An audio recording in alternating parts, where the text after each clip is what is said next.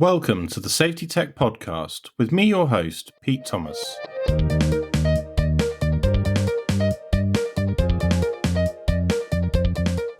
Hello and welcome to this very first episode of the Safety Tech Podcast. I'm so excited to be launching this. Years ago, when I looked at podcasting, I thought I'd love to create a health and safety podcast, but who in their right mind is going to want to listen to that? But how wrong was I? I mean, there are some absolutely fantastic health and safety podcasts out there, and one that springs to mind is Rebranding Safety. I wish I'd got there first. I wish I'd had the confidence to run with it, but unfortunately I didn't. And at that time, pre-COVID, I set up a podcast on travel, which I was doing quite a lot of then at the time with my consultancy. And unfortunately, a travel podcast just wasn't that popular during lockdown. So that kind of put a pin in that one. I've got experience of producing, creating, hosting a podcast, but what I haven't ever done is a podcast around my profession and my main passion, which is health and safety. I just feel like we're at a really exciting time at the moment with technology, software developments really being driven by changes in legislation, such as the requirement for golden thread data under the Building Safety Act. And I'm just really excited to see what developments happen. And you know, one of the things when the Building Safety Act, is really the Fire Safety England regulations, if I'm going to be specific, required fire door checks of communal fire doors in high-rise buildings every 3 months.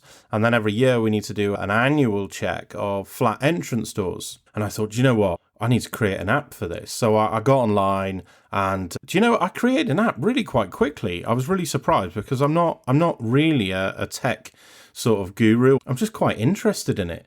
And so I looked online and I found a system called Retool that allowed me to build an app really quite easily. And it was literally as simple as building a Wix website, just drag and drop the information across. And I sort of built this app.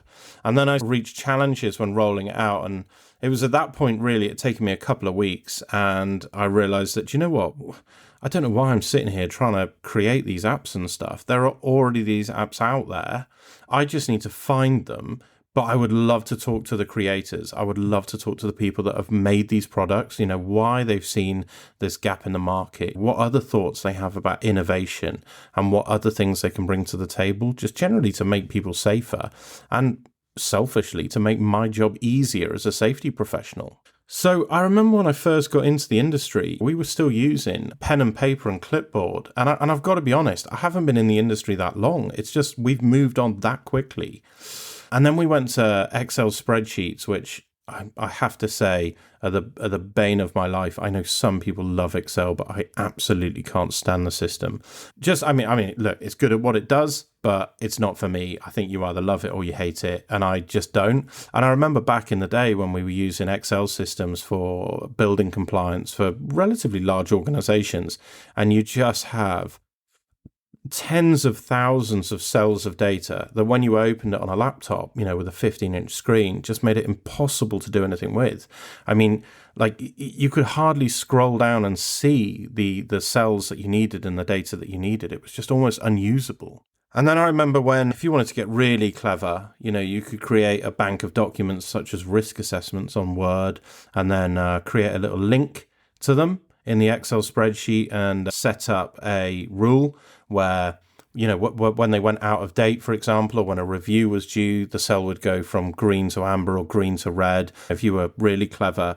But then it was always on a shared drive and you'd always get someone that had accessed it that shouldn't really have accessed it. They'd change one cell and it'd corrupt the entire file, and hours and hours and hours worth of work would be corrupted and someone would have to sit there mucking around with Excel again.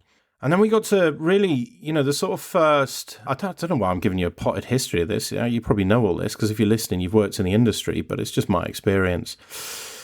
And then we got to these first safety compliance systems that I remember when you had to open about 10 different windows to upload something. There was no drag and drop of files then. You had to, click through and browse, and all your paperwork was in a document that had been sent over to you via post. So you'd have to scan it in via a scanner at the other side of the office, go and find it in a shared file, rename it because it always had a weird name to it, and then upload it to the system. And you were reliant on everybody doing their job in that scenario to make it work. Because once again, I remember for one organization, we had, say, 500 different sites. We'd record around about, let's just say we'd record the big 6. Let's keep it simple. We'd record the big 6 documents that you needed for the site. So like an electrical installation condition report, like gas safety certificates, that sort of thing. And I always remember opening one of these files, of which, of course, for 6 files across a few hundred sites, it's thousands of files. And I remember opening one of them, and someone had scanned in a Post-it note that said, electrical cert goes here.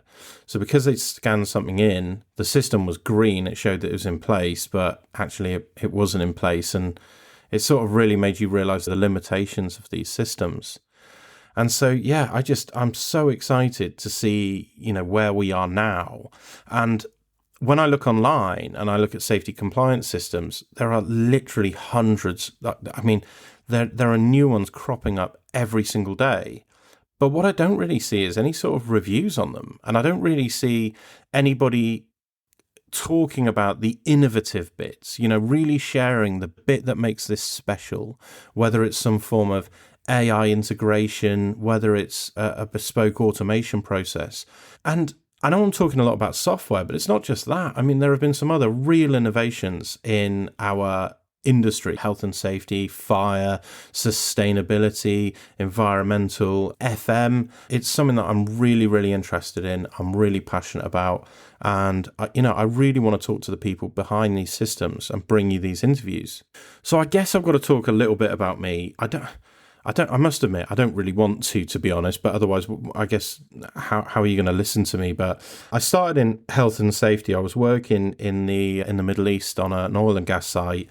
Someone convinced me to get into health and safety, and yeah, it was probably the best move I've ever made. And they said, look, work hard. This is the route that you take. Get to chartered, and you'll be set. And I thought, yeah, that's it. That's all I've got to do. Well, how wrong I was. I'm still learning now. I went and did a master's degree in health, safety, environmental management. That was probably one of the toughest things I've ever done. But then on top of that, I've completed qualifications in Legionella risk assessment, fire risk assessment, and a whole host of other qualifications. And I think if you're listening to this and you're a safety professional, you know where I'm coming from. But I guess it's just to sort of say, look, I'm really well qualified in this, and I've got a good idea, and I've done enough in the industry to sort of speak with some authority about this. But in terms of tech, nothing. I've had a go at building a website, I've run a podcast, and I've tried to build an app. But what I have done is I've worked with a lot of safety systems, and I've worked with the companies that have created those systems, and I very quickly realized that we don't speak the same language. The health and safety professionals in the industry, it's very rare that they speak the same language as the people that build and design the software. And that's another challenge that I think we need to overcome. And it's something that I'm really interested in exploring with this podcast. That's a little bit about the podcast. This is my intention. So thank you so much for listening. I'm going to aim to put one of these podcasts out every 2 weeks. And I'm hoping that there'll be a little conversation from me at the beginning, an interview with a leading figure in this industry, and it's just going to be a great discussion. And I can't wait to see how this evolves, particularly as this sector evolves. One of the reasons for creating this is that I have to put out a pilot episode. In order to get it accepted onto, the major platforms like Spotify, Apple, iTunes, etc., you have to put out a pilot episode. Someone has to listen to it and say, actually, is this what they've said it is, in order to get accepted? And I really wanted to get that out of the way first, rather than have an interview with someone, because I'm so excited about our first interview, and have them, having to wait to go through this process before this podcast is launched. So I wanted to get this done and get this out of the way. If you're like me and you think this is an exciting subject, then please reach out and give me a shout. If you've got any ideas for the podcast, or if you'd like to be interviewed for the podcast and you think you've got a great idea, or a company that's bringing some real change to the industry, then please drop me an email at thesafetytechpodcast@hotmail.com, or you can reach out to me on LinkedIn. It's Peter Thomas, MSc, CMI, or CIWFM. Again, sorry to put the letters after my name, but I've got a very common name. So when it was just Peter Thomas, no one could find me. And again, please share this podcast. Please give us a like. Please subscribe, because that helps us spread this positive message. And thank you very much.